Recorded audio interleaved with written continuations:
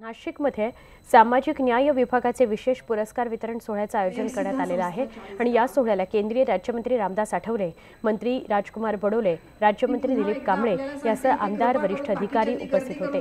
यावेळी रामदास आठवलेंनी सभागृहामध्ये चारोळ्यांचं सादरीकरण केलं। गर्दी करू नका।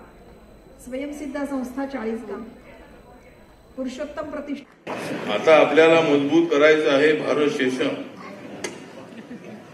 आता आपल्याला मजबूत करायचं आहे भारत नेशन आणि लावायचे आहे पाकिस्तानला वेशन। जेवढं मागायचं तेवढं मागा आणि जेव्हा पाहिजे तेव्हा पैशासाठी आमच्या मागे लागा। शिवसेनेसोबत गेलेलो असलो तरी मी सच्चा आंबेडकरवादी आहे। म्हणजे देशाचे प्रधानमंत्री आहेत नरेंद्र मोदी, देशाचे प्रधानमंत्री आहेत नरेंद्र मोदी, पण हा पट्टे आहे आंबेडकरवादी। बडोले साहेबांची आणि दिलीपरावांची जोडी अत्यंत चांगली आहे। म्हणजे तुमच्या दोघांची अत्यंत चांगली आहे जोडी,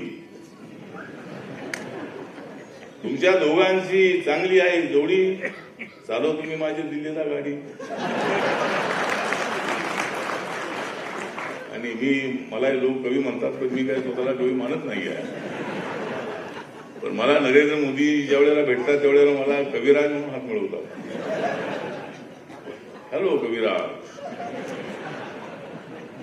नरेंद्र मोदी मला म्हणतात हॅलो कविराज, मी म्हणतो इसीलिए आया हूं मैं तुम्हारे पास आज। माझ्याची चळवळी बरेचसे लोक ऐकतात आणि सांगतात की तुमची चळवळी फार चांगली होती। मी त्यांना सांगतो की जोपर्यंत तुम्ही ठोकत नाही आरोळी, जोपर्यंत तुम्ही ठोकत नाही आरोळी, तोपर्यंत मी अजिबात करणार नाही माझी चारोळी।